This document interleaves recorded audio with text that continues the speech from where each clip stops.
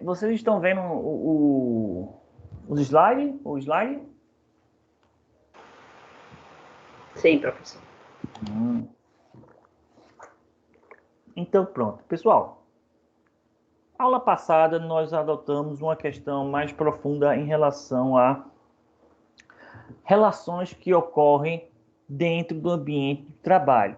Não é? Nós vimos o quanto é importante que as empresas elas desenvolvam, não é, formas de padronizar a relação de contrato. Então a gente viu a questão dos programas de relacionamento, não é? A importância de enxergar um consumidor não, um funcionário, um colaborador como um cliente interno, não é? A empresa quando ela enxerga o colaborador como um cliente, não é? Ela tende a criar um clima e uma cultura dentro da organização que busca promover o engajamento do funcionário com a empresa.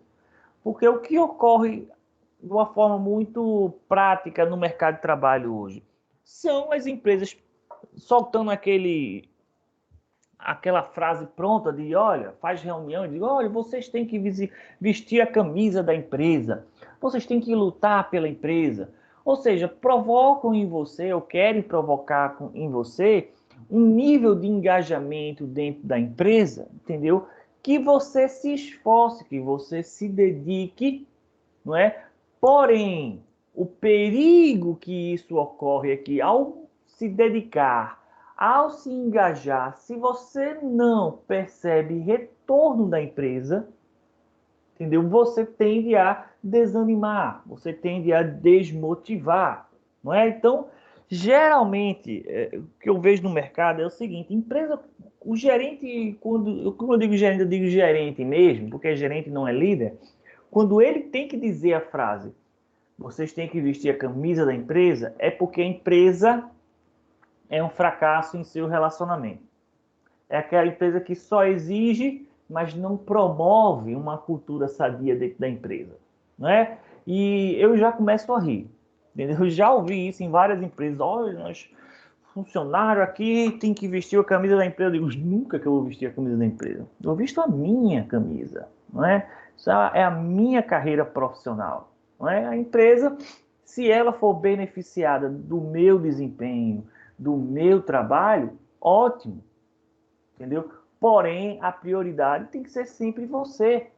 A partir do momento que você atua numa empresa onde você vê que a empresa investe em você, investe no seu bem-estar, é uma empresa que, por exemplo, tem programas de benefício, que paga a faculdade, que paga curso dos seus colaboradores, que promove planos odontológicos, planos de saúde, horas de lazer, entendeu? É uma empresa que ela está se esforçando. Você tem uma equipe de gestão de pessoas, é uma empresa que tem realmente uma visão de criar bons relacionamentos com os seus colaboradores, entendeu? E isso reflete. Você não precisa dizer que o funcionário tem que vestir a camisa da empresa. O funcionário por si só veste a camisa da empresa. Você não precisa nem falar. Não é? Então, por isso você tem grandes empresas como a Natura. Natura mesmo é uma empresa famosíssima por conta de uma forte cultura e clima organizacional que é voltado para o bem-estar do funcionário. Não é? Então você não vê, por exemplo, como a gente viu, altos índices de rotatividade e absenteísmo. Não é? Então você viu, por exemplo, nessa, essa questão do nós passamos ano passado, não é, do distanciamento social, muitas empresas mandando para casa dos funcionários, dos seus colaboradores, as cadeiras apropriadas, mesa, computador, impressora, promovendo tudo que o colaborador precisava para poder desempenhar sua função. E isso é o mínimo. É o mínimo. Ora, a partir do momento que você começa a trabalhar em casa, você está. Você pode economizar no seu ida de vinda em termos de locomoção, mas em compensação você está gastando com sua energia dentro de casa, você está gastando com a sua alimentação que você faz dentro de casa, você gasta papel da sua impressora, enfim.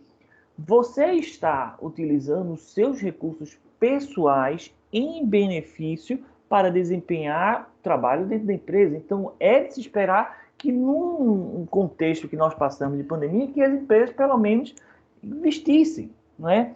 no colaborador. Então, isso são formas que as empresas elas têm de formular, de desenvolver planos de relacionamento sadios que promovam engajamento. Sempre pense nisso. A empresa ela tem que promover engajamento e não cobrar relacionamento. Entendeu? Porque quem cobra geralmente é porque não faz, então tem que cobrar. Não é? Por não engajar, por não promover, por não fazer a sua parte, tem que impor. Mas empresas que buscam fazer isso obtêm um engajamento, obtêm uma motivação, obtêm uma maior produtividade dos seus funcionários através de coisas simples. Basta que a empresa tenha essa visão, né, de formular, de promover um programa de relacionamento.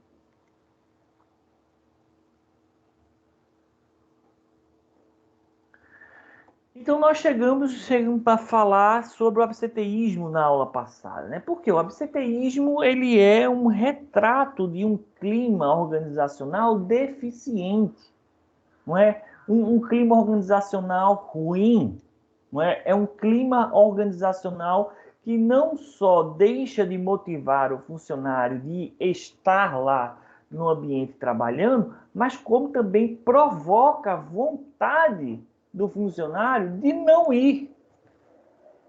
Veja, não só desmotiva o funcionário de estar lá, mas como provoca a vontade dentro da pessoa de não querer ir. Então, a pessoa muitas vezes falta por qualquer motivo, ou falta por qualquer razão, ou às vezes sem razão nenhuma. Não é? Então, o absenteísmo é um indicador muito preocupante para a empresa. Por quê? Porque ela tem um custo. O funcionário, quando falta, o trabalho dele deixa de ser feito. Não é? E ao deixar de ser feito, isso gera um custo para a empresa. E se o trabalho é vital, um outro funcionário tem que fazer esse trabalho. Então faz com que o funcionário, além de fazer o trabalho dele, tem que fazer o do colega, ou seja, há uma sobrecarga dentro desse funcionário.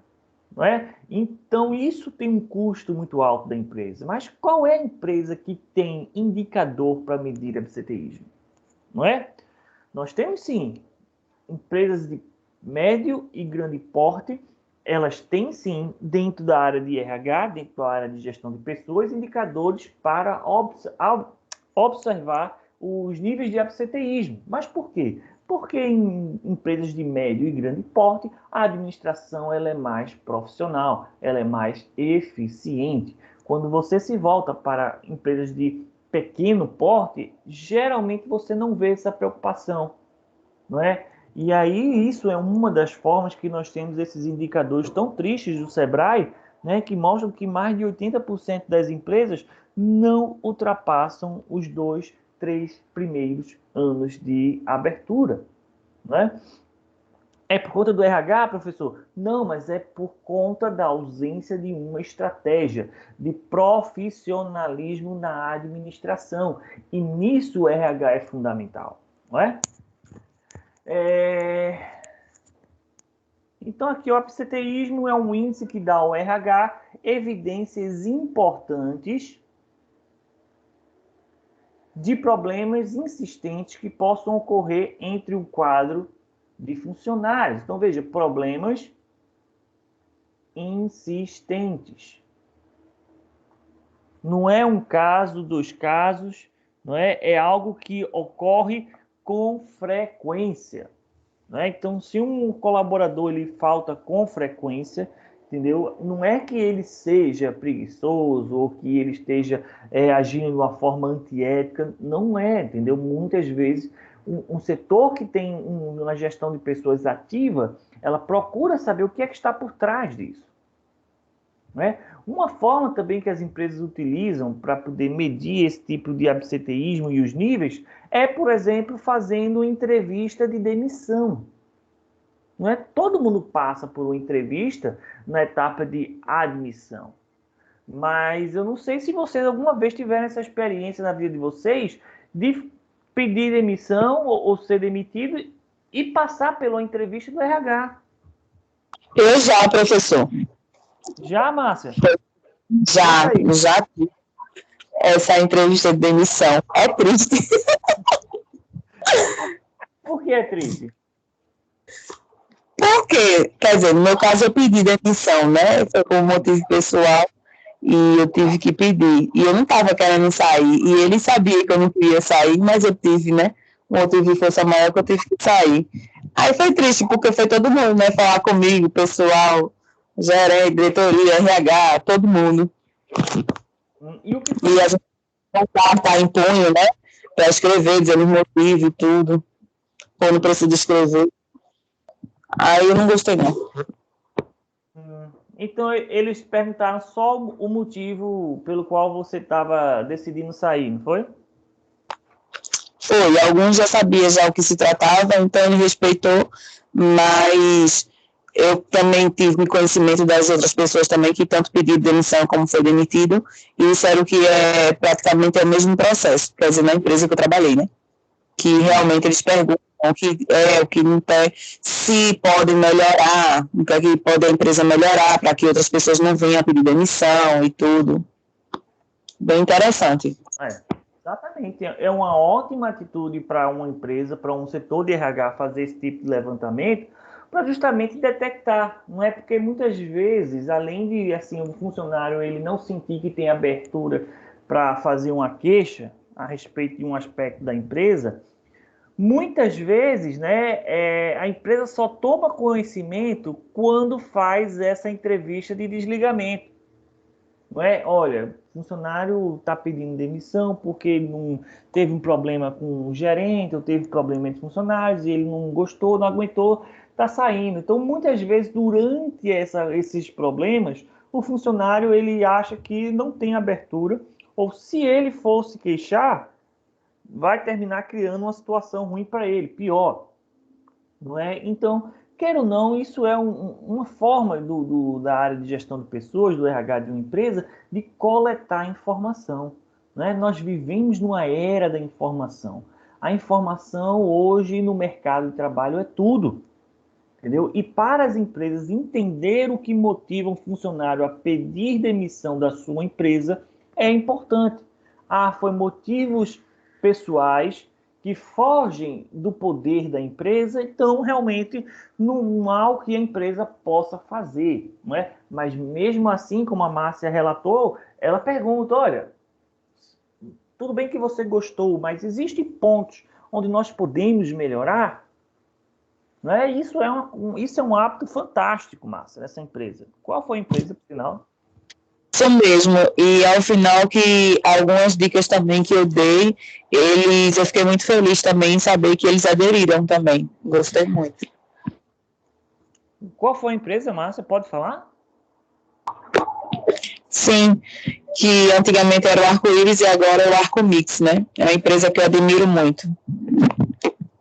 É na área de comércio, aquela loja que vende produtos de alimentícia, festa, essas coisas? Isso. Supermercado. A rede de supermercado do Arco. Que tem várias lojas em todas as cidades. Pronto, que bom. Com certeza, Márcia. Bons exemplos a gente tem que divulgar. Inclusive, na loja daqui de Camaragibe. Passei 4 anos já. Muito bom. E é uma empresa muito boa que tem uma área de crescimento muito grande. Você querendo e fazendo por onde, você almejando alguma coisa, você pode voar mesmo. Eu gostei. Entrei lá como embaladora e saí como locutora comercial. Gostei muito. Ele dá o crescimento, dá para você a oportunidade de você ter a visão geral da empresa. Locutora comercial, Márcio, o que é que uma locutora comercial faz? Divulga os produtos, as promoções. Tinha Ah, também a parte também que eu fazia divulgação também. Eu só não fiz TV. que massa, massa. Então você ficava lá falando, divulgando na parte do sistema de som, era? Isso mesmo. Eita, massa. E a tua voz de locutora é diferente, Márcia? Muda na hora? Muda, né? Porque além de. Não faltava muito na voz, não, mas o microfone muda bastante, né? A mesa de som também tem aquele grau que a gente precisa. Uhum. Interessante, muito legal, Márcia, a experiência, muito legal mesmo. Mas é um ótimo exemplo do que as empresas elas precisam fazer para poder coletar informação. Porque uma empresa dessa, ela tem a consciência que a motivação, o clima dentro de uma empresa gera produtividade, entendeu? Os funcionários são engajados, entendeu? O gerente não precisa estar cobrando que funcionário vista a camisa da empresa. Se o gerente tem que cobrar isso, como eu falei, é porque a empresa realmente não se importa com o funcionário e quer cobrar do funcionário algo que ela também não promove. Né? Então, é importante. O absenteísmo é um desses fatores que trazem essa questão. Né? Então, a gente falou também sobre as questões, os principais tipos de absenteísmo. Né? Nós temos o absenteísmo justificado, que é aquele que normalmente a empresa está consciente, sabe por que é que o funcionário ele falta, entendeu? Então, geralmente é consulta médica, é licença maternidade, ou seja, há uma ausência justificada do funcionário. Nós temos o absenteísmo injustificado e nós temos o absenteísmo emocional. Esses daqui são os que realmente promovem um dano muito grande para o clima dentro da empresa. Não é? Um injustificado, geralmente há um atraso, uma falta de consecutivos dias de trabalho, não é? E isso não tem justificativa, quer dizer, tem, mas não é uma justificativa legal. Né? Não é algo que o funcionário ele pode alegar. Olha, briguei com fulano de tal no meu departamento, eu não aguento olhar para a cara dele hoje, eu vou sair. Né? Essa é uma justificativa. Porém, para a empresa, isso não justifica. Né? Então, por isso que fica injustificado. Então, geralmente, quando isso ocorre, há ausência também de um RH ativo, que esteja lá para intermediar conflitos, para mediar demandas. Não é? Então, o absenteísmo injustificado é extremamente danoso para o clima organizacional. Tem também o absenteísmo emocional, que é um pouco mais complexo, porque trata de fatores de saúde mental.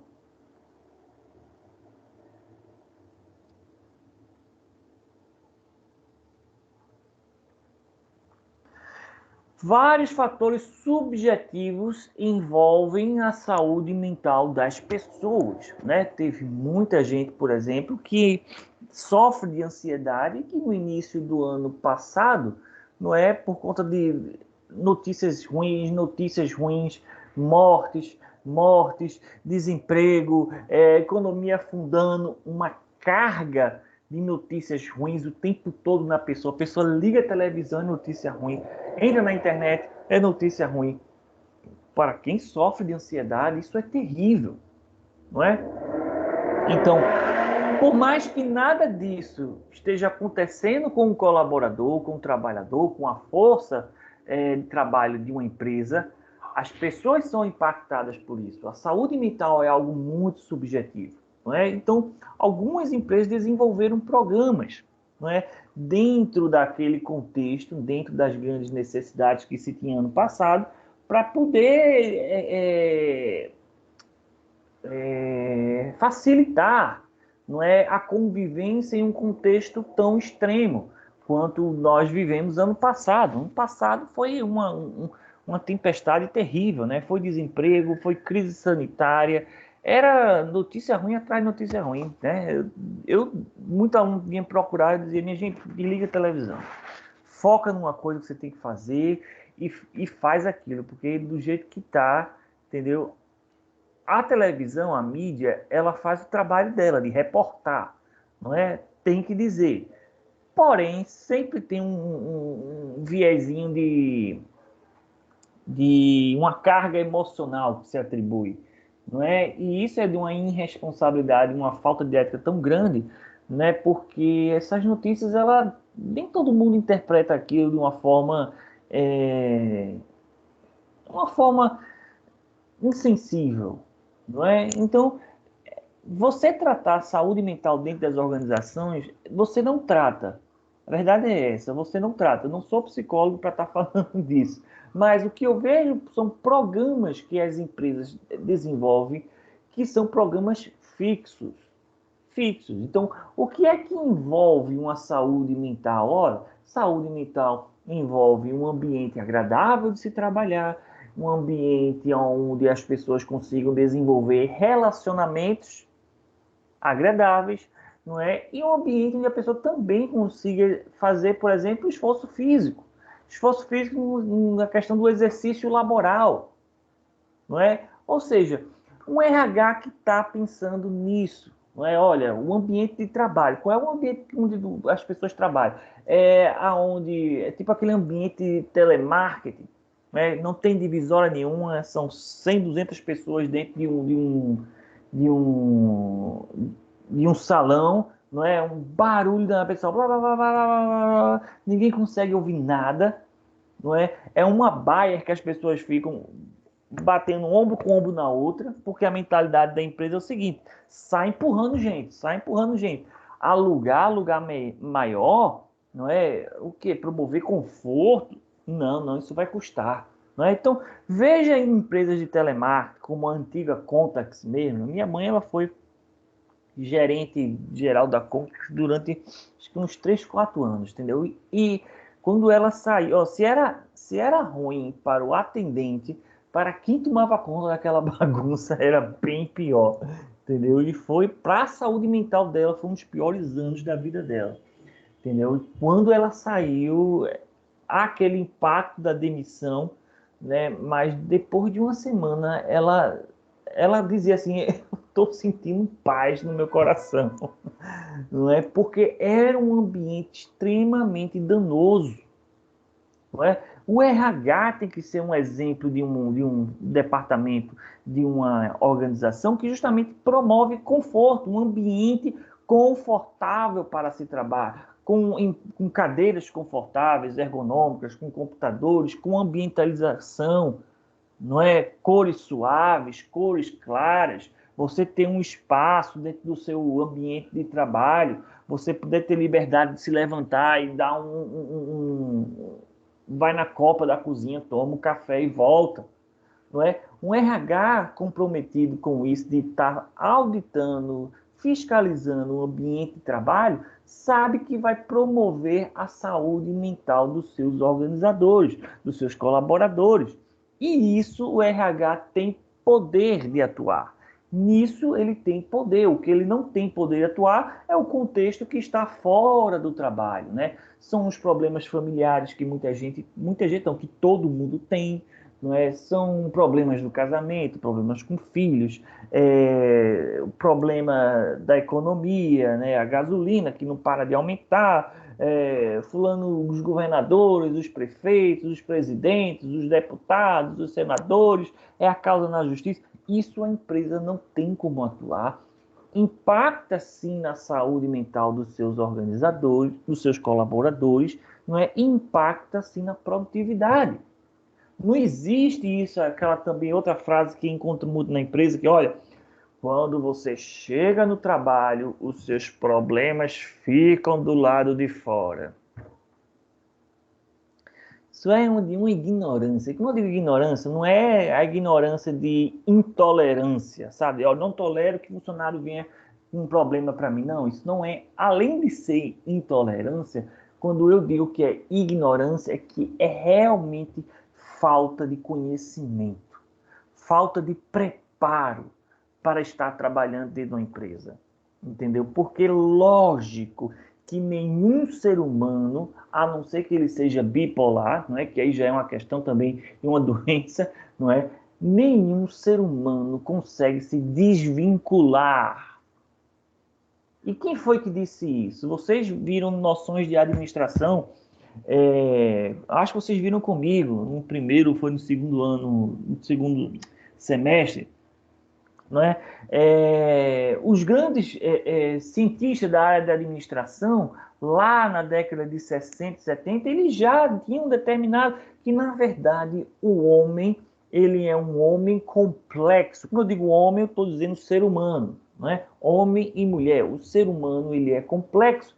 Ele desenvolve vários papéis ao mesmo tempo. A gente viu isso na primeira aula, não é? Então, você está no trabalho, você está como agente lá de telemarketing, agente de RH, assistente, analista, você está desempenhando uma função nessa empresa. Porém, você também é mãe, né? E você deixou seus filhos com a vizinha. Meu Deus do céu, que preocupação. Não vai haver paz no seu coração para fazer absolutamente nada na empresa. Deixa com o pai, deixa com a mãe, mas o seu coração fica lá, entendeu? É um problema de saúde sério dentro da família, entendeu? Às vezes são problemas financeiros. Não existe isso de a pessoa passar pela porta da empresa e dizer: eita, agora eu sou outra pessoa. Não existe, minha. Entendeu? Um gestor, um gerente que abre a boca para dizer isso é de uma ignorância que eu acho que, se perguntar, ele acredita também em Papai Noel. Né? Acredita em unicórnio, em Pégasus. Né? Eu já disse isso para um gerente. Chamou a turma todinha para fazer reunião, aí veio reclamar e tal, reclamando, aí soltou essa frase. Aí eu não aguentei. Eu tenho essa questão também de saúde mental, que eu fico rindo em situações que não é para rir, entendeu? Então, a pessoa fala uma coisa assim, muito triste, ou uma coisa muito absurda, eu não consigo disfarçar, eu começo a rir, entendeu? É involuntário. E daqui que eu digo, está acontecendo, você está rindo na hora errada, já se passou uns 2 segundos, e quem olhou viu, entendeu? E uma dessa ele soltou essa e disse: problema é para ficar do lado de fora da empresa. Eu abri aquele sorriso que eu disse. Dentro de mim foi que eu pensei: quanta ignorância, meu Deus do céu, entendeu? Aí ele olhou e viu, eu disse: você tá achando engraçado, não sei o que. Aí eu expliquei a ele: olha, me desculpe, mas eu tenho essa condição, eu tenho uma questão até antissocial, né? Eu tenho que ficar me controlando, porque muitas coisas, involuntariamente, eu termino tendo uma reação que não é de graça, não é mais de espanto, não é? E essa reação se manifesta em mim através de um riso, entendeu? E o que eu acho que o que você falou aí é absolutamente uma questão totalmente inexistente, entendeu? Não tem isso de funcionário deixar problema em casa.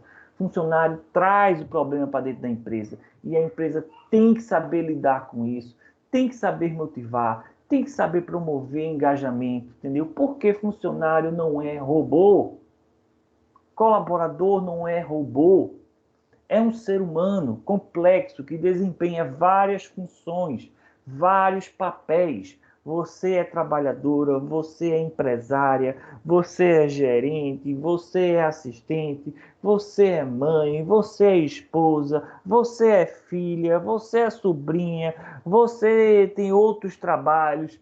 Tudo isso dentro de um ser complexo. Então não existe solução simples, né? E nem existe solução pontual. Existe sim programas de relacionamento que as empresas devem desenvolver para justamente promover um ambiente onde faça um contrapeso na saúde mental das pessoas. Enquanto você tem um contexto bastante danoso para a saúde mental, quando a pessoa vai para a empresa, ela se sente bem. Que a gente também vê esse caso, né? Às vezes a pessoa tem tanto problema dentro de casa, que quando vai trabalhar, fica livre. Eita, graças a Deus estou aqui. Entendeu? Então, por quê? Porque a empresa, ela pelo menos faz o mínimo. pior a pessoa sair, assim, de chegar no trabalho e ver mais problema. Então, realmente, é uma questão de promoção de um absenteísmo emocional. A gente viu a questão da rotatividade, do turnover, não é? A velocidade em que as pessoas entram e saem dentro da empresa. A gente viu lá na aula passada um dos principais casos estudados de turnover, que foi no início da terceira fase da industrialização na indústria automotiva do Ford, Henry Ford. Não é? Quando a indústria começou do século passado, não é? Lembra quando, acho que a gente viu isso também em Noções de Administração, um filme de Chaplin, né? Que mostrava bem a realidade dos trabalhadores na época, né, da industrialização, que os trabalhadores faziam os papéis das máquinas, né? Então você tinha, por exemplo, pessoas que o único trabalho era apertar parafuso, passava 8 a 12 horas por dia apertando parafuso. E aí a pessoa desenvolvia vários tipos de doença, que hoje nós conhecemos como LER, né? Mas naquela época isso não era estudado, não é? Isso era problema não do trabalho, não da função, mas sim do trabalhador. Hoje o entendimento já é o inverso, né? O problema está na função e está na empresa. Porém, esta questão lá atrás fazia com que os funcionários não aguentassem trabalhar muito tempo dentro daquela empresa. Não é? E foi, inclusive, algo até que a Geise também pontuou no estudo de caso dela, que ela enviou para o meu e-mail. Não é? A questão do ambiente de trabalho, da questão do cargo. Não é? Que se é um cargo que é danoso para a saúde da pessoa, as pessoas não aguentam trabalhar muito tempo. Não é? E aí, no caso da fábrica da Ford, não é? Eles tinham que contratar por mês cerca de 5.000 novos funcionários. 5.000. Ou seja, todo mês saía 5, tinha que repor mais 5. Não é? E o que é que isso impacta? Impacta nos custos de seleção.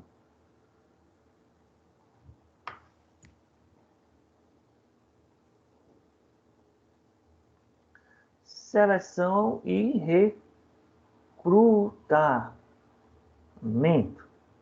Não é? A grosso modo, vocês já devem ter visto isso, mas é bom lembrar. Recrutamento é aonde você vai achar candidatos.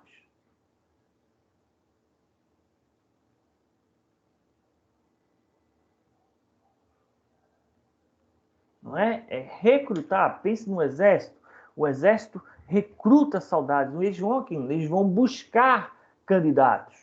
Não é? Então você lembra que, não sei também se vocês viram isso, recrutamento interno. Não é? Você anuncia vagas para pessoas dentro da própria empresa. Recrutamento externo, você anuncia vagas em vários canais fora da empresa, né? Você pode anunciar vaga em jornal público, ou você pode buscar direto na universidade, ou você pode buscar empresas especializadas em anunciar vagas, não é? Recrutamento é justamente aonde você vai anunciar a vaga da empresa, não é? E a seleção é a fase após o recrutamento. Você anunciou as vagas, você conseguiu muitos candidatos. Dentro dessa quantidade de candidatos é que você vai fazer a seleção. Você vai escolher quem é que vai ficar dentro das vagas. Então, seleção e recrutamento tem essa distinção. Mas quando você toda vez que uma empresa ela vai recrutar e vai selecionar, isso gera um custo. Se a empresa vai recrutar, ela tem que saber, por exemplo, se o recrutamento é externo, vai ter um custo. Ela vai anunciar a vaga onde? Não é? Se for no jornal, o jornal vai cobrar. Se for uma empresa especializada, a empresa vai cobrar. Não é? Então, queira ou não, vai ter um custo. Seleção, o custo ainda é maior. Porque se a empresa não tiver um local apropriado dentro dos próprios estabelecimentos lá, vai ter que alugar um local para fazer essa seleção. vai ter que contratar profissionais capacitados para fazer a seleção, porque a seleção ela é extremamente complicado de se fazer, né? Porque você tem que tentar ler dentro do candidato o que ele está mostrando ali, que nunca é o que ele é, não é? Se você vai fazer uma seleção de uma empresa, você vai, com certeza, você vai se vender, né? O produto é você vai ter que convencer o selecionador que você é perfeito para aquela vaga. Então, você vai o quê? Apontar erros, não é? Aí tem aquela famosa pergunta, qual o maior erro, né? Qual o maior defeito que você vê em você? Aí o pessoal vai, eu sou perfeccionista. Acho que essa é a resposta mais carimbada na história do RH, né? Qual o principal defeito que você acha? Eu sou perfeccionista, né? Ou seja, a pessoa é perfeccionista? Longe de ser aquilo, né? Mas, na hora, naquele momento ali, entendeu? A empresa só vai conhecer quem você é no dia a dia, não é? Mas naquela etapa de seleção, a empresa busca colocar o maior número de artifícios possíveis para detectar aquilo que você não está mostrando. E é isso que a etapa da seleção é. As pessoas, quando vão participar da seleção, as pessoas estão lá dizendo, eu sei fazer isso, eu sei fazer aquilo, e acha que o selecionador está olhando para a pessoa e anotando o que ele sabe fazer.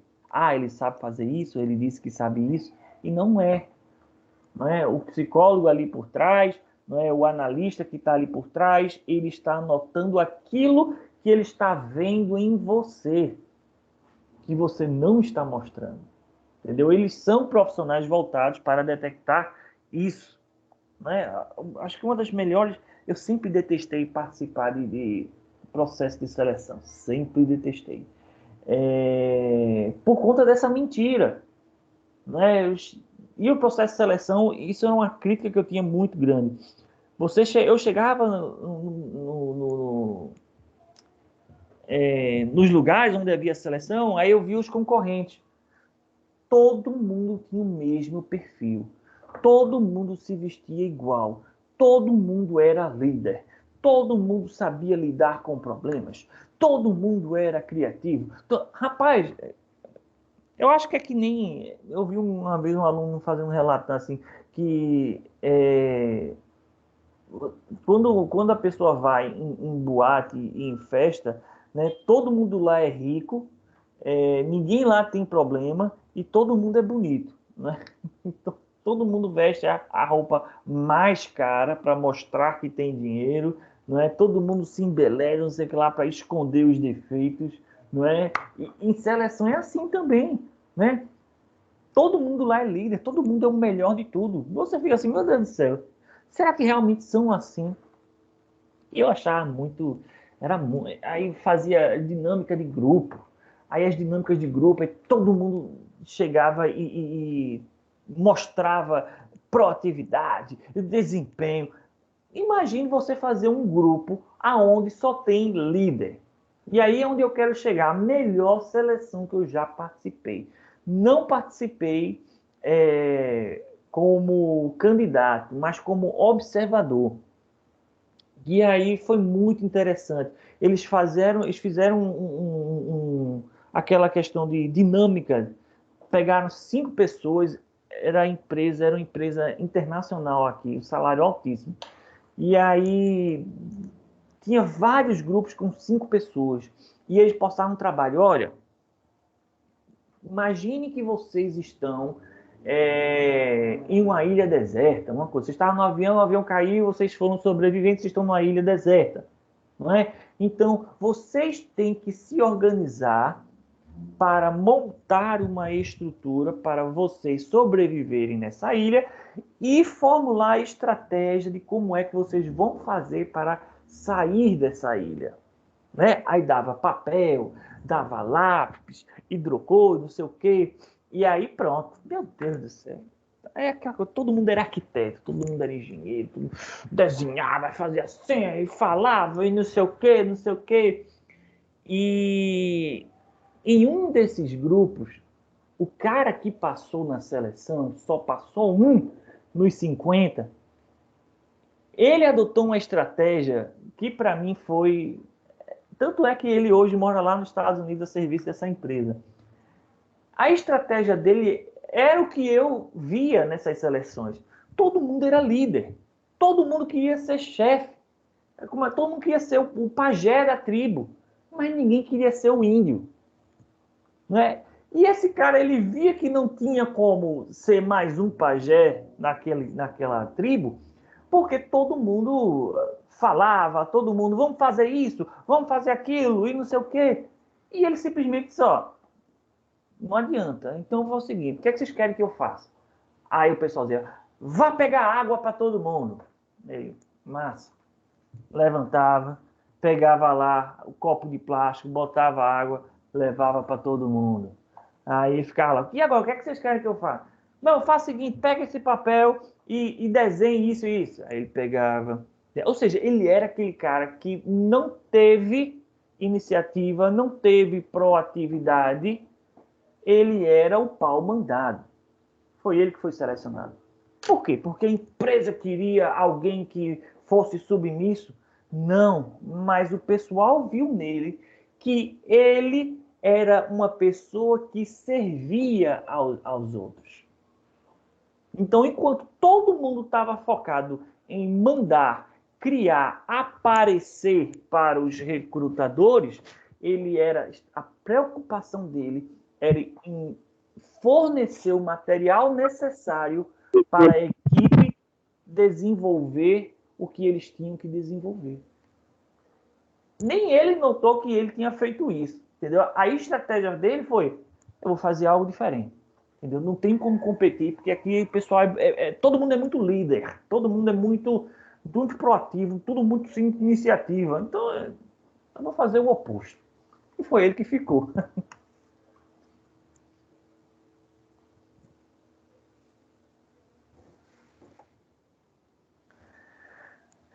Então, o processo de recrutamento, quando estava falando de seleção, é algo extremamente custoso para as empresas. Por isso que, para a empresa estar repondo o funcionário, é um trabalho muito grande. Porque quando o funcionário já está lá, já tem um conhecimento, já tem tempo de casa, a empresa sabe quem é aquele funcionário, sabe o que esperar, o que não esperar. Entendeu? Quando esse funcionário sai e ela tem que buscar agora um novo perfil, isso promove, queira ou não, um custo desnecessário dentro da organização. Não é? Então, o absenteísmo pode promover o turnover, a rotatividade, um alto grau de rotatividade. Não é? E aí eu trouxe aqui para vocês um exemplo de como você pode calcular aqui um turnover simples. Não é? Caso você trabalhe em uma empresa na área de RH e não tenha esse tipo de colocação, você pode chegar amanhã e fazer isso.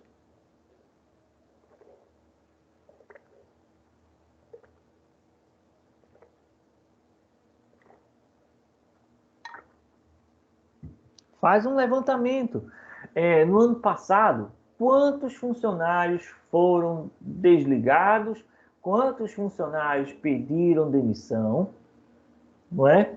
Soma com os funcionários que foram contratados, divide por 2 e depois divide esse resultado pelo total de funcionários que a empresa tinha nesse período. Se você fez do ano passado, você pega todos os funcionários que a empresa tinha. Não é? O resultado disso tudo, você multiplica por 100. Né? E vai lhe dar aí um percentual. Não é? E aí eles colocam aqui uma referência. Né? O índice considerado ideal é o de menos de 10% ao ano. Pronto, se tu fez esse cálculo e deu 10%, menos de 10% ao ano, é o que eles consideram ideal. É uma troca natural. Né? Vou fazer aqui um exemplo. Vamos. Digamos aqui que em 2020,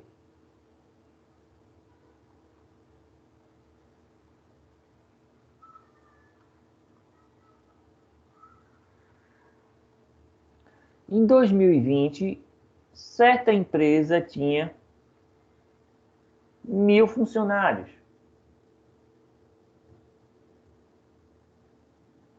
Durante o ano todo. Dentro desse ano, ela teve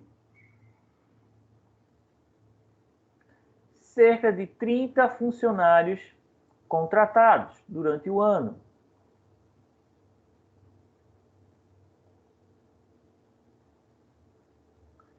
E teve aí, sei lá, vamos botar aqui 50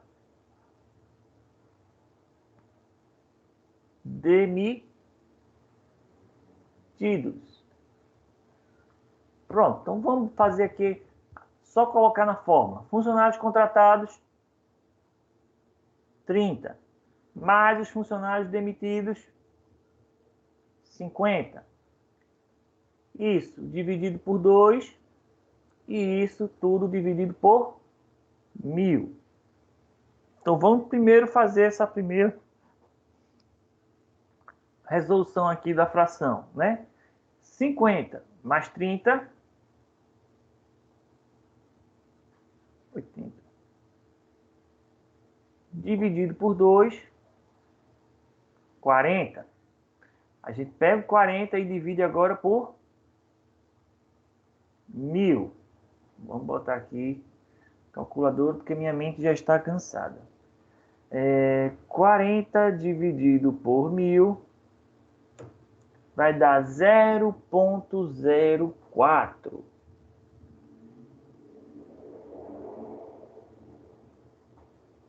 Pronto, isso aqui foi o cálculo. Aí, para saber o percentual, eu multiplico por 100.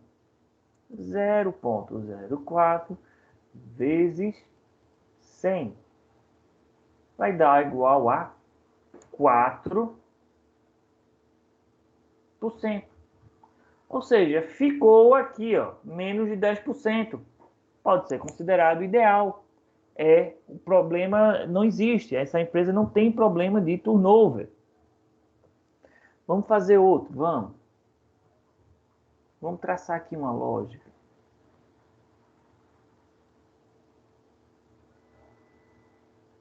Vamos manter os 30 contratados e vamos aumentar os demitidos? Vamos agora botar 100 demitidos e vamos ver qual é o impacto? Vamos ver aqui. 30 mais 100 dividido por 2.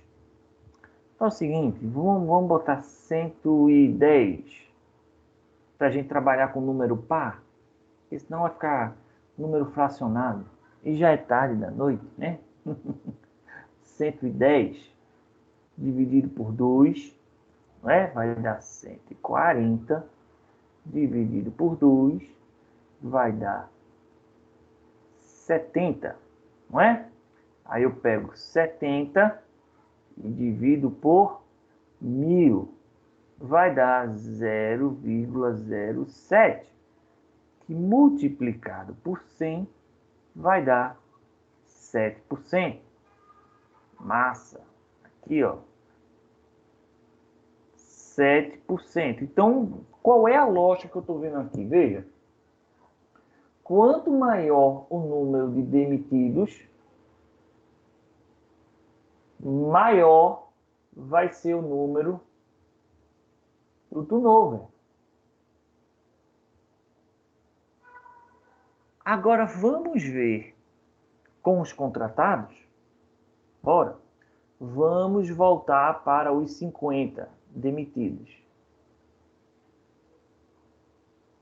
50 demitidos.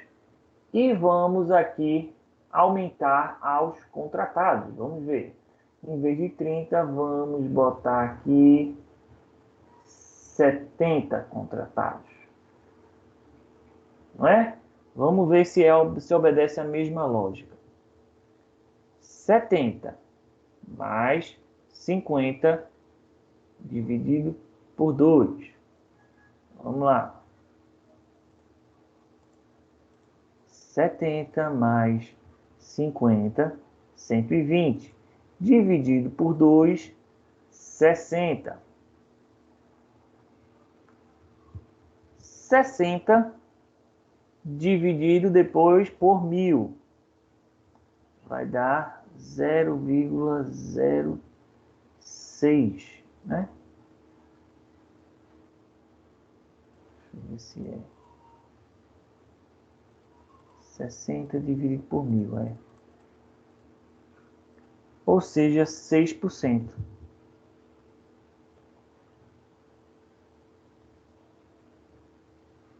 Então, qual é a lógica que eu vejo aqui?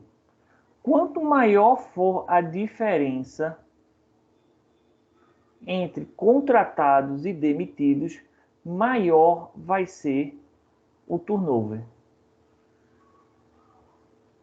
Interessante isso. O que é que essa lógica diz? Veja, se eu tive 100 contratados mais 100 demitidos, não é? Dividido por 2, aqui vai dar 200. Dividido por 2, aqui vai dar 100, não é? 100 dividido por 1000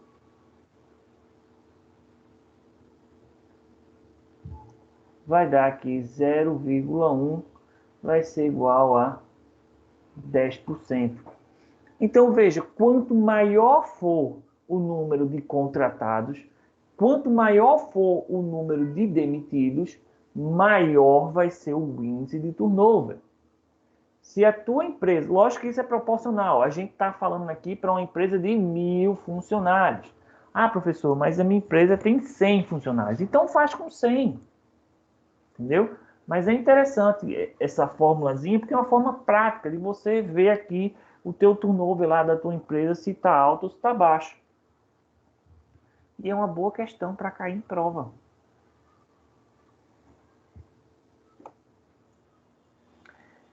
Aqui isso aqui a gente viu aula passada, é bastante interessante. A questão dos salários, né? O salário, como a gente viu, ele não motiva, mas a ausência dele desmotiva. Não é aquilo que as pessoas buscam, né? Trabalhos mais significativos. Não é aquele trabalho repetitivo de fazer sempre a mesma coisa.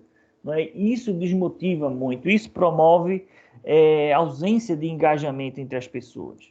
Então, é importante as organizações estarem investindo justamente nisso, em formas de tornar o trabalho mais enriquecido, mais estimulante, não é?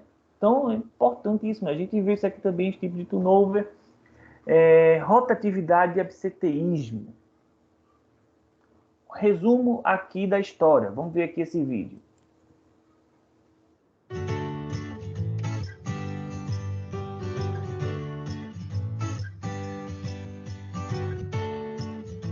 Olá, tudo bem?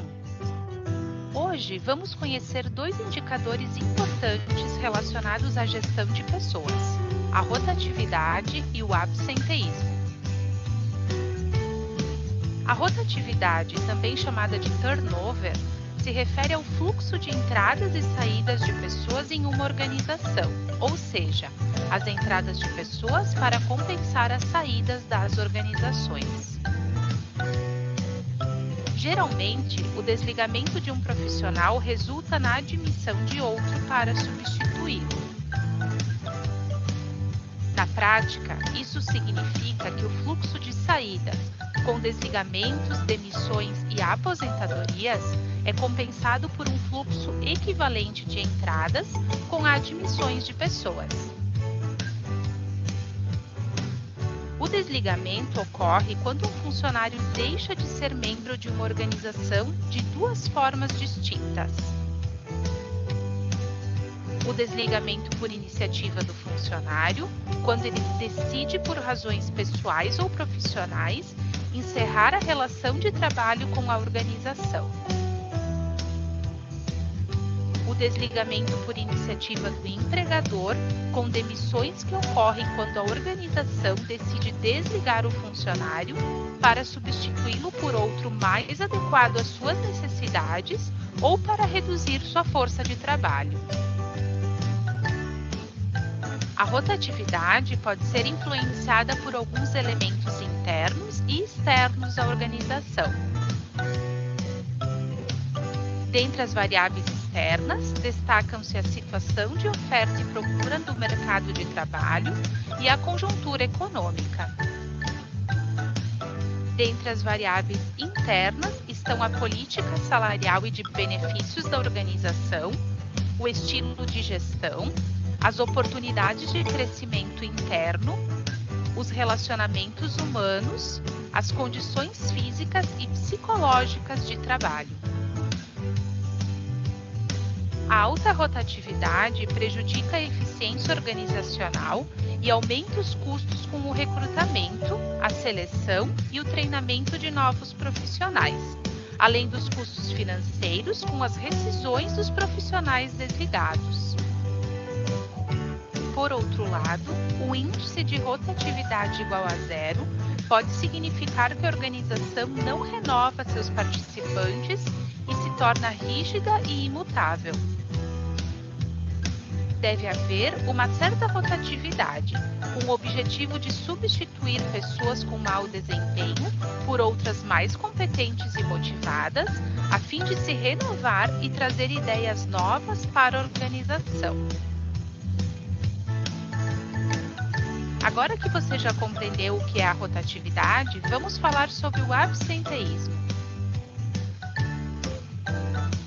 O absenteísmo significa a ausência ou a duração de tempo de trabalho perdido quando as pessoas não comparecem ao trabalho. Essas faltas podem ser voluntárias, ou seja, decididas pela pessoa e ocasionadas pela falta de motivação, ou reforçadas por práticas organizacionais, tais como a falta de punições ao absenteísmo, a falta de recompensas aos funcionários que são assíduos e a aceitação de faltas ou atrasos como normais. As faltas também podem ser involuntárias, quando o profissional fica impedido de ir trabalhar por diversos motivos de força maior, como doenças, acidentes, responsabilidades familiares e particulares e problemas de transporte para o local de trabalho. Assim como a rotatividade, altos índices de absenteísmo geram redução da eficiência organizacional. As ausências dos profissionais ocasionam quedas na produtividade, atrasos na entrega de produtos e na prestação de serviços, aumento dos custos com horas extras, necessidade de aumentos do quadro de funcionários e um clima organizacional ruim. Portanto, as organizações devem desenvolver práticas para reduzir ao máximo o índice de absenteísmo. Neste vídeo, você compreendeu os conceitos sobre a rotatividade e o absenteísmo e conheceu os fatores que impactam no aumento desses indicadores. Além disso, você deve ter identificado as consequências dos altos níveis de rotatividade e absenteísmo para as organizações. Muito obrigada pela sua atenção, um abraço e até a próxima. Questão interessante aqui que menciona, né, que é feito como a gente fez o cálculo aqui do turnover, ela cita aqui que empresas que têm um baixo nível de turnover, de rotatividade, pode relatar aqui, aprontar um problema de que não há renovação na empresa. Isso é um aspecto muito importante. Porém, pode também detectar que o nível de... Deixa eu sair daqui. Pode também relatar como consequência que a empresa, na verdade, ela tem um alto nível de engajamento entre os seus colaboradores, não é? Porque você trabalha numa empresa, você busca sempre coisas melhores, não é? Situações melhores. Você estuda para ser promovido, mas se a empresa não tem grandes oportunidades para lhe oferecer, você continua estudando e assim que obtém uma oportunidade melhor, você vai para essa outra empresa. Há empresas que conseguem oferecer isso aos seus colaboradores, entendeu? Então, essas empresas, como eu citei o caso da Natura, entendeu? É uma empresa que você vai encontrar baixos níveis de rotatividade, porque o pessoal realmente não sai de lá, entendeu? Porém, há a questão também de uma desvantagem, que é justamente essa falta de oxigenação na empresa. E aí você vê uma força de trabalho... Tinha ficado mudo, professor. Eita, é? Foi. Mas tá ouvindo agora? Agora sim, mas o senhor falou, ficou mudo e eu só tá vendo o senhor gesticulando, não deu para entender. Ah, tá. Então, não, eu estava falando justamente isso, a questão que ela citou aí. Você vai ter empresas que você não vai ter pessoas sendo demitidas porque a empresa ela goza de uma segurança financeira confortável, e também você não vai ter pessoas pedindo demissão porque a empresa ela é uma ótima empresa para se trabalhar, entendeu? Então, o que é que você tem um desses aspectos? Desvantagem, porque não vai ter oxigenação na empresa. Funcionários novos, queira ou não, eles oxigenam a empresa. Ela traz uma abordagem nova dentro da empresa, não é? Porém, quando não tem, ou essa oxigenação ela é pouca, você tem gradualmente o envelhecimento da força de trabalho. Não é? Então, você vê empresas mesmo onde você tem uma faixa etária da empresa, dos trabalhadores, já muito distante. Você não vê uma mão de obra jovem. Por quê, professor? Isso é discriminação com o pessoal idoso da melhor idade? Não, de forma alguma. A empresa ela tem que ser composta por partes iguais. É importante que você tenha pessoas dentro da empresa de várias faixas etárias, mas é arriscado você ter uma força de trabalho concentrada. A mesma coisa é empresa de tecnologia. Uma dessas aula passada ou aula retrasada, eu acho que eu mostrei a vocês, por exemplo, a questão das melhores empresas em termos de cultura organizacional para trabalhar. E aí tinha lá Google, Nubank, e você só via gente jovem nessa empresa. Não é? E aí, qual é a questão? Porque geralmente empresas de tecnologia, não é um perfil que depende muito de conhecimento técnico que só os jovens têm, não é? Só que essas empresas enfrentam problemas de engajamento muito grande com o jovem, entendeu? Falta de liderança, falta de experiência que você só tem com o tempo. Não é? Então você vê aqueles meninos jogando bola no trabalho, entendeu? Mas essa empresa tem problemas muito sérios com isso. Entendeu? Porque o ideal é que tenha um balanceamento da força de trabalho. Você não tenha só jovens, você não tenha só pessoas idosas ou só pessoas ali da minha idade. O bom é ter uma distribuição igualitária e que haja essa harmonia. Não existe uma área de RH que está sendo atualmente muito pesquisado, que é o termo ageísmo nas organizações. Ageísmo, que vem de idade, da palavra age, em inglês, e ismo porque aportuguesou essa palavra. Ageísmo, que é justamente o estudo da convivência de pessoas de várias faixas etárias, né? E os conflitos internos que isso pode gerar. Não é? Se você pega uma empresa de tecnologia, onde é todo mundo jovem, aí você bota uma pessoa idosa lá para trabalhar. Essa pessoa idosa, por exemplo, ela não vai se sentir motivada. Ela pode se sentir lá num ambiente extremamente hostil. Entendeu? Então ela tende a tornar um grupo informal com as pessoas da mesma idade dela. E aí, como é que o grupo de pessoas idosas, por exemplo, convivem dentro de uma mesma organização com pessoas jovens? Não é? Então, existe todo um estudo na área de RH, de análise desse convívio de grandes empresas que têm grandes forças de trabalho e como é que eles convivem, né, entre eles. É bastante interessante. Mas aí a gente chega aqui no nosso tópico final da aula. Disciplina nas organizações. Disciplina nas organizações, quando eu falo em disciplina, é importante entender que isso aqui não provém do termo que nós conhecemos popularmente, né? Como vou disciplinar o meu filho, né? Eu vou punir o meu filho, não é? Disciplina tem a origem, tem o seu sentido real, que é justamente a questão de regras e normas que as empresas têm. Todas as empresas têm regras e normas, não é?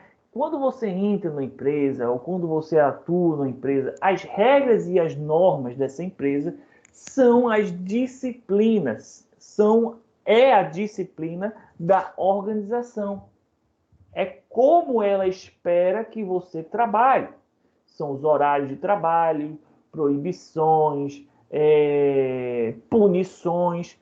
Tudo isso faz parte da disciplina da empresa. Né? Então, o termo, hoje, ele tem essa condição em que as pessoas conduzem a si próprias de acordo com as regras e os procedimentos e um comportamento aceitável. Ou seja, quando a gente fala também, olha, para você crescer na vida, você tem que estudar. Para você estudar, você tem que ter o quê? Disciplina. O que é essa disciplina que você tem que ter? É você seguir padrões. É você ter horários para estudar. Você ter você ter frequência de estudar, né? Ou seja, você se controlar, você não está assistindo um filme, jogando videogame, mas você está estudando, você tem uma disciplina, você quer passar no concurso, você tem que ter uma disciplina de estudos. O que é isso? É você acatar a normas, a regras. Para você passar no concurso, qual é a regra? Estudar. Então, você tem que criar disciplina. Né? Então, nas organizações, a disciplina também tem isso. É o conjunto de normas e regras nas empresas. Entendeu? E aí, lógico, quando essas normas, quando essas regras sofrem algum tipo de falha, não é? Quando uma pessoa não cumpre uma regra dentro das empresas, pode requerer algum tipo que se chama de ação disciplinar. Disciplinar aqui no sentido de colocar de volta em conformidade.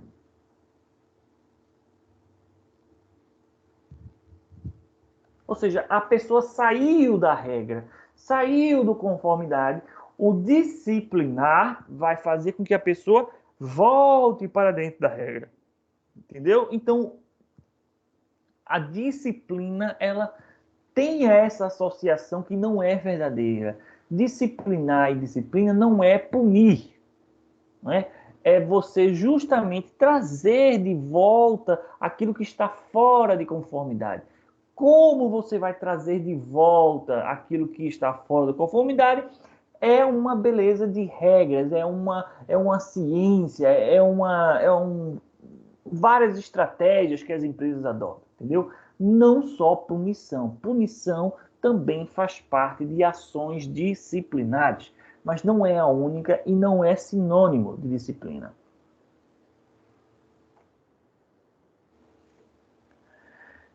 Fatores que se relacionam à disciplina dentro das empresas. Primeiro, gravidade do problema. Aconteceu uma desconformidade. Quão grave foi isso? Não é? Isso vai estabelecer a ação disciplinar eficiente para esse caso. Não é? Duração do problema. Quanto tempo durou essa violação? Não é? Depois, a frequência em que isso ocorreu. Terceiro, outros fatores condicionantes, né? Como questões de intenção, não é? Se houve ajuda por fora, não é? Ou se alguma outra coisa aconteceu, se ela foi coagida, não é? Tudo isso compõe uma decisão, uma escolha por uma ação disciplinar.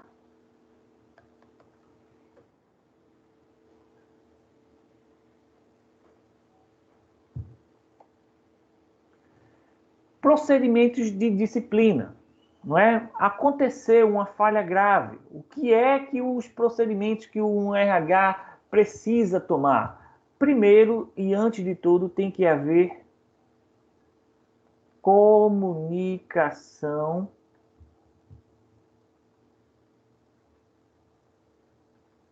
transparente o tempo todo, não é? A pessoa não vai gerar um nível grande de desconformidade e não saber que está cometendo um erro. Não é? Tem que haver, em todas as etapas, comunicação, entendeu? Transparência.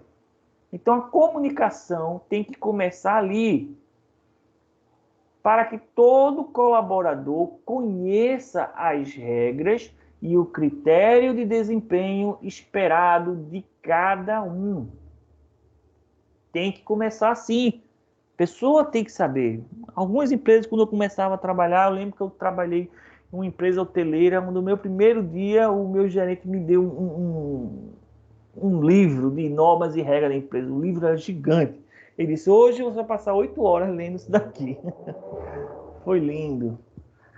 Segundo, documentação dos fatos, não é?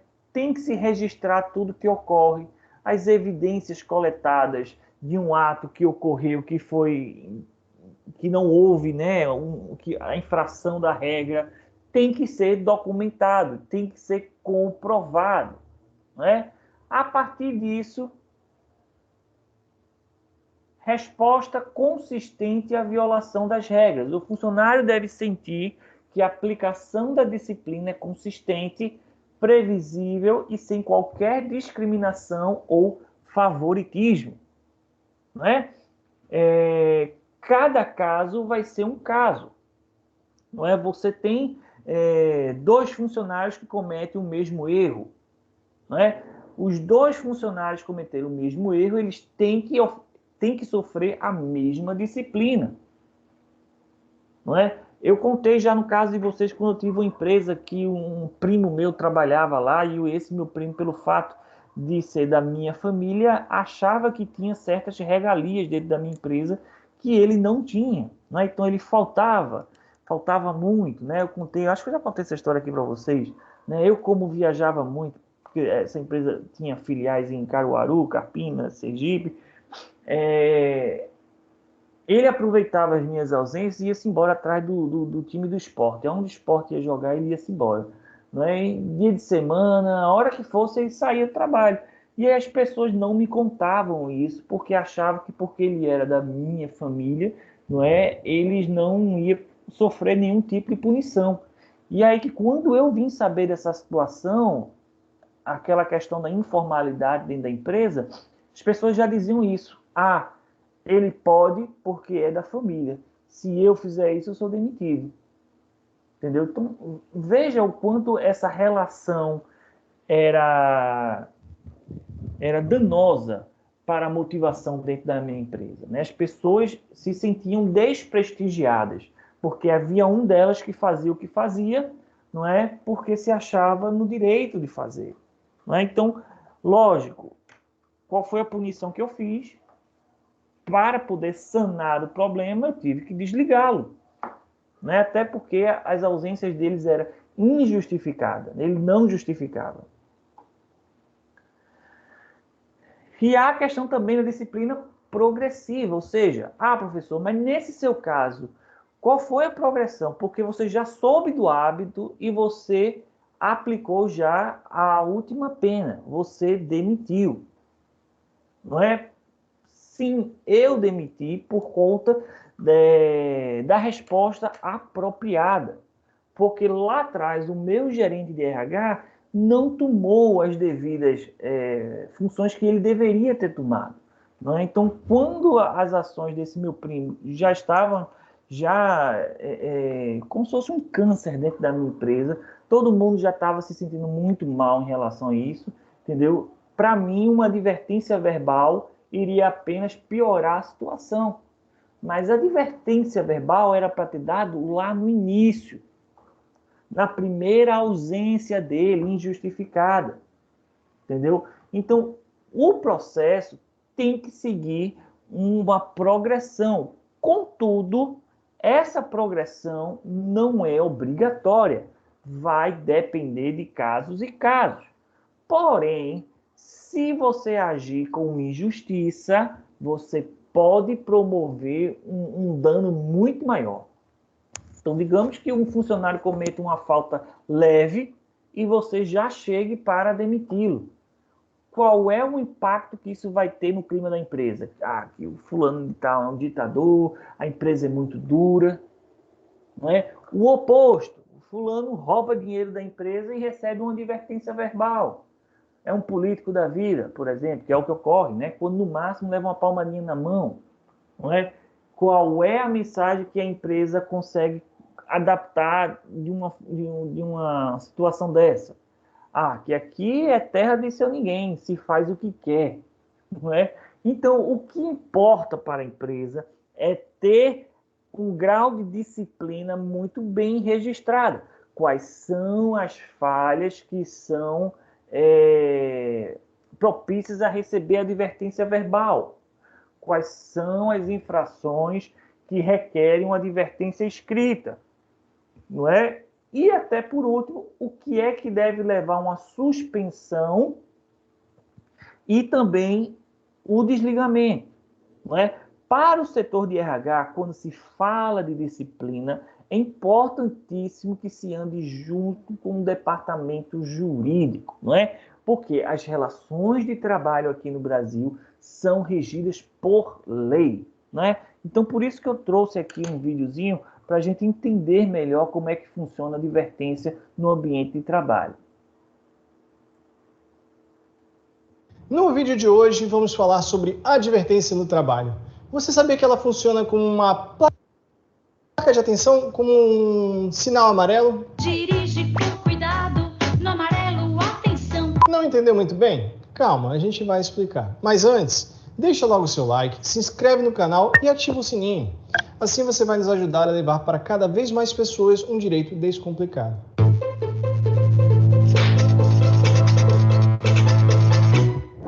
Seja você empregado ou empregador, é de extrema importância saber como funciona uma advertência. Então, qual é o objetivo da advertência? O objetivo de uma advertência é alertar, gerar atenção. Óbvio, né? Ela funciona como um meio de alerta para o funcionário sobre uma conduta ou um ato não condizente com o contrato de trabalho ou regras estabelecidas pela empresa. Ou seja, assim como no trânsito, caso você ignore os avisos, que são as placas, e não preste atenção, você pode se dar mal.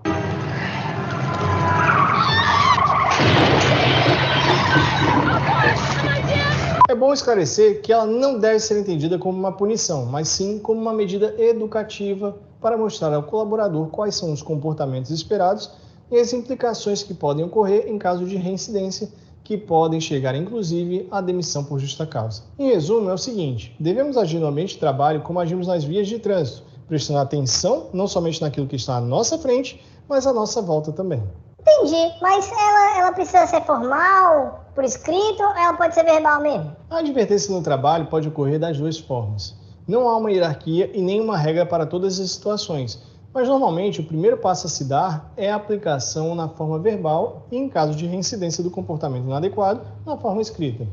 Mas cada situação deve ser avaliada individualmente. Se for algo considerado um pouco mais crítico, ter um documento escrito comprovando a advertência aplicada é a melhor escolha. E você poderia me explicar exatamente como deve ser aplicada uma advertência no trabalho? Claro! Olha, apesar de não estar regulamentado explicitamente na CLT, há algumas questões a serem observadas na hora da aplicação de uma advertência no trabalho. No caso da advertência verbal, o ideal é que se evite expor a figura do advertido. Isso porque evita que haja comentário por parte de outros colegas de trabalho e até que futuramente ele possa entrar com uma reclamação trabalhista alegando ter sido submetido a uma situação vexatória, o que poderia inclusive ensejar em danos morais futuros. Lembre-se, a conversa deve ser clara, com explicações sobre qual foi o erro cometido por essa pessoa, dicas de como ela pode melhorar suas atitudes e quais serão as consequências caso haja repetição. É interessante fazer de um modo que o empregado não se sinta humilhado, mas sim motivado a agir de uma forma melhor dali para frente. Já no caso da advertência por escrito, é necessária a emissão de 2 vias do documento, uma para a empresa e outra para o funcionário. É necessário ainda detalhar o ato praticado, sempre levando em consideração a legislação trabalhista e o conjunto de regras da empresa. Se anteriormente o empregado levou uma advertência verbal, é importante especificar no documento também. E além de ter a assinatura do empregado e do empregador, deve também constar a assinatura de 2 testemunhas. Mas e se o funcionário não quiser assinar? Maravilhosa, Pedro. Vamos pegar um exemplo do funcionário chamado Jorge Advertilson. Ele pratica um ato passível de advertência, mas resolve que não vai assinar esse documento pensando: eu não vou produzir prova contra mim mesmo, né? não. Ô Jorge, o logo está advertindo que esse plano não vai dar certo. Isso porque 2 testemunhas podem atestar o conteúdo da advertência e ainda ressaltar que você se recusou a assinar essa advertência.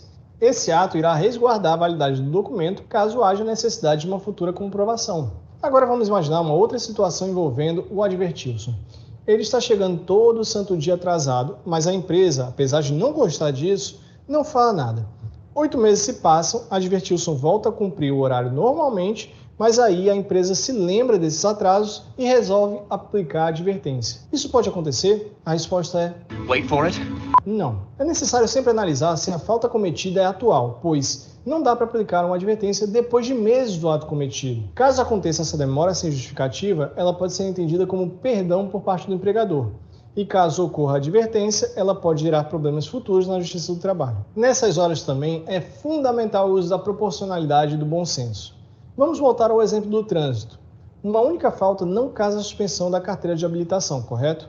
Existe um limite máximo de pontos que temos de atingir para que essa punição ocorra. O ambiente de trabalho também deve ser assim. Então, se o funcionário tem um bom histórico e por um único dia acaba ficando disperso, olhando muito o celular, por exemplo, a atitude a ser tomada não pode ser uma suspensão imediata de dias na semana. Às vezes, nem uma advertência verbal será necessária, mas apenas uma simples conversa. Cuidado se dirigir com o celular. Só pode, às vezes o celular tira atenção, além da inflação, só pode bater com o veículo. E quais situações podem gerar uma advertência do trabalho? Como já dissemos, a advertência não possui uma previsão explícita na CLT. Entretanto, ela é muito utilizada nos casos em que a atitude do funcionário não é tão grave para que ocorra suspensão ou demissão por justa causa, mas também não pode passar despercebida. Não existe uma lista contendo todas as situações, mas vamos mencionar as mais comuns. Empregado agindo com preguiça, má vontade ou desatenção, fofoca no ambiente de trabalho, uso frequente de celular, brincadeiras desagradáveis com os demais colegas, uso de roupas inadequadas para o ambiente de trabalho ou uso irregular do uniforme, faltas ou atrasos injustificados. Uma dica importante para que os funcionários não tenham dúvidas sobre as regras de comportamento e para evitar atitudes inadequadas é a elaboração de regulamento de fácil compreensão, explicando claramente como funciona a política da empresa e suas regras. Temos aqui mais uma semelhança com o trânsito, pois temos o Código Brasileiro de Trânsito que, dentre outras coisas, estabelece as regras que devemos seguir. Eu dirijo há mais de 20 anos, eu conheço todas as regras da estrada. Bom, tão importante quanto sabermos o que pode gerar uma advertência é sabermos o que não pode gerar. Como dito anteriormente, um dos motivos para a aplicação da advertência no trabalho é a falta ou atraso injustificado, mas nem toda falta é injustificada e é importante diferenciá-las. A CLT traz situações onde a falta e o atraso são justificáveis e, portanto, não passíveis de advertência. Como são várias as situações, iremos falar apenas de algumas. Até 3 dias consecutivos, em virtude de casamento, por um dia em cada 12 meses de trabalho, em caso de doação voluntária de sangue devidamente comprovada, nos dias em que estiver comprovadamente realizando provas de exame vestibular para ingresso no estabelecimento de ensino superior, até 2 dias para acompanhar consultas médicas e exames complementares durante o período de gravidez de sua esposa ou companheira, por um dia por ano para acompanhar filho de até 6 anos em consulta médica. É importante para o empregador ter ciência de todas as hipóteses para evitar desgastes desnecessários com seus funcionários e, além de tudo, futuros problemas com processos trabalhistas. Para isso, aconselho a leitura dos artigos 131 e 473 da CLT. É verdade, que para suspender empregado eu tenho que aplicar 3 advertências, Há uma crença popular de que somente após 3 advertências pode se aplicar a suspensão ou demissão por justa causa. Porém, isso não é verdade. A advertência não é um pré-requisito para a aplicação da suspensão ou da justa causa e não há um número máximo ou mínimo para ela. Tudo depende da gravidade da falta praticada. Se ela for muito grave, pode acarretar até mesmo uma justa causa sem a necessidade prévia de advertência ou mesmo suspensão. Por isso é importante respeitar todas as regras e dirigir com cuidado nessa via que é o ambiente de trabalho. Dirija com cuidado. Acho que agora você já entendeu como é que funciona a advertência no trabalho, né? Mas eu vou te dar um conselho. Apesar de não haver obrigatoriedade de advertências ou avisos anteriores, é ideal agir com cuidado. Cuidado. O cuidado é importante, pois ele pode evitar que as atitudes tomadas sejam interpretadas como exagero ou até mesmo punição excessiva. Antes da aplicação de uma advertência no trabalho ou de qualquer punição, é interessante analisar individualmente cada caso para assegurar um bom ambiente de trabalho e também evitar futuros problemas judiciais. Por isso, é sempre importante consultar um especialista para dar um melhor balanço da situação, dar dicas de como se portar de maneira adequada com o funcionário, sem risco de transgredir alguma lei ou princípio trabalhista, pensar na solução adequada para o problema e qual a melhor ferramenta a ser utilizada, expedir documentos em total acordo com a legislação, enfim, dar o suporte técnico adequado para cada situação. Bom, o nosso vídeo está chegando ao fim. Mas antes de ir, não esqueça de dar aquele like. Ainda ficou com alguma dúvida? Comenta aí que responderemos para você. E se você quiser ter acesso a vários conteúdos jurídicos e se manter sempre atualizado, se inscreve no nosso canal, visita o nosso site chcadvocacia.adv.br e siga as nossas redes sociais. Até mais, fui!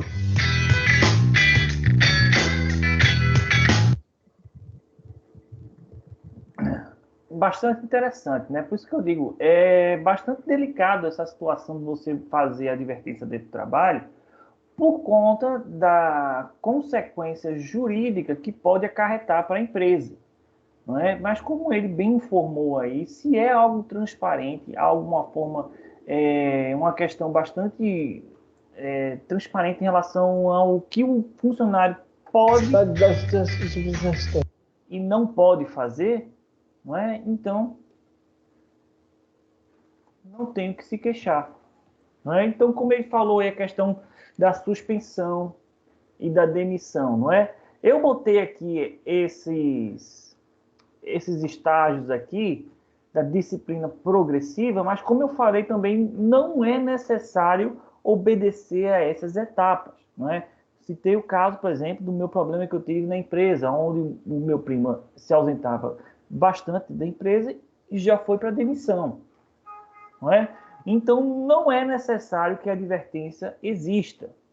Porém, para chegar numa demissão, o ideal é que se haja essa comunicação, entendeu? E que ela não seja falha. Então, nós temos aqui o exemplo da advertência verbal. Para o colaborador que comete uma falta grave, recebe uma advertência verbal no seu superior para que não repita e falta semelhante. Advertência escrita, suspensão e demissão. A demissão pode ocorrer por justa causa ou não, não é? Na prática, nós sabemos que a justa causa é muito danoso para a empresa. Por quê? Porque se o funcionário for requerer na justiça, isso é difícil de se comprovar, não é? Isso, a justiça trabalhista, ela é muito em prol do trabalhador, não é? Então, para a empresa, é muito melhor entrar num acordo com o funcionário do que demitir por justa causa. A não ser que a falta seja, assim, extremamente danosa. Ele foi pego roubando, tudo isso tem muito bem provado, documentado, não é? Então, aí cabe, né? Mas é sempre melhor chegar num acordo. Esse vídeo eu passo aqui na aula que vem, né? Deixa eu ver que horas são. São 9 horas agora. Mas esse vídeo é rapidinho, 3 minutinhos só, e é importante que vai falar justamente sobre suspensão e demissão. A gente viu a advertência, agora a gente vê demissão e suspensão. Vamos lá. Pelo Facebook, o Henrique Cavalheiro enviou as seguintes perguntas. O empregado pode ser suspenso do trabalho por até quantos dias? Há desconto no salário? Confira a resposta na reportagem. O empregado e o empregador têm direitos e deveres assegurados pela consolidação das leis do trabalho. O empregador, por exemplo, tem garantido o poder diretivo, mas sempre dentro dos limites impostos pela CLT. O patrão pode, por exemplo, suspender o contrato de trabalho do empregado que cometer alguma atitude que prejudique o serviço. A suspensão ocorre quando o empregador entende que o ato praticado não foi tão simples a ponto de gerar apenas uma advertência verbal ou escrita, e nem tão grave que justifique uma demissão por justa causa. O empregador, comprovada a falta do empregado, irá analisar a história dele. Se o empregado é recente na empresa, se o empregado antigo, se há outras faltas. E é preciso também ele saber, não é preciso que ele seja advertido para ser suspenso. Ele pode ser suspenso já na primeira oportunidade que cometeu uma falta, se reconhecer o empregador que aquela falta é grave. Não tão simples como uma advertência seria, uma falta que geraria uma advertência. Então, essa gradação não é observada obrigatoriamente. Se o empregado comete uma falta, que o empregador ache que é grave, a ponto de justificar uma suspensão, ele aplica a suspensão. E a duração dessa suspensão é proporcional à falta que o empregado cometeu. O patrão é quem vai determinar quantos dias o trabalhador ficará afastado. Isso vai depender da gravidade da atitude, mas há um limite de tempo que o empregado pode ficar suspenso. De acordo com o artigo 474 da CLT, a suspensão do empregado por mais de 30 dias consecutivos resulta na rescisão injusta do contrato de trabalho, ou seja, ele pode ser afastado do trabalho pelo prazo máximo de 30 dias, ficando sem receber pelos dias não trabalhados. E, evidentemente, é uma pena muito grave, quase chegando à justa causa. Mas se ele cometer uma falta, que o empregador reconhecer que foi grave e suspendê-lo por 15 dias, 20 dias, 5 dias, durante os 20 dias, ele não trabalhará e terá descontado esse período do seu salário mensal. A aplicação de suspensão é exclusiva do empregador. Depois de informar por escrito a quantidade de dias de afastamento, o patrão não pode voltar atrás ou alterar o período. Se a suspensão for questionada na Justiça, o juiz do trabalho avaliará se a pena foi proporcional à falta cometida. É importante que o trabalhador sempre fique atento, pois dependendo da atitude que cometeu, pode até ser demitido por justa causa. É importante o empregado ter conhecimento de que se ele foi suspenso, é porque o empregador reconheceu que ele cometeu uma falta cuja gravidade não é tão simples, como seria o caso de uma pena, de uma falta que comportasse a advertência, e não é tão grave a ponto de chegar à dispensa por justa causa, mas ele tem que se preocupar, porque ele pode sim ser um candidato à dispensa por justa causa, se o fato, a atitude que gerou a suspensão, ele de fato cometeu.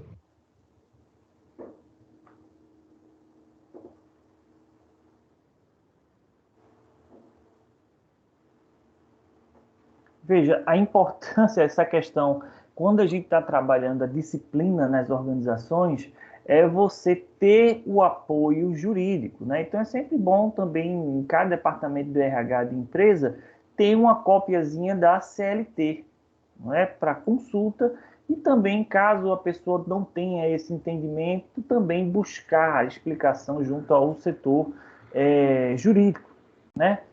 Então, eu vou deixar aqui esses slides, que foi desde a aula passada, porque aí fica a aula passada e a aula de hoje, né? E o link dos vídeos, né? São canais interessantes que vale a pena vocês acompanharem.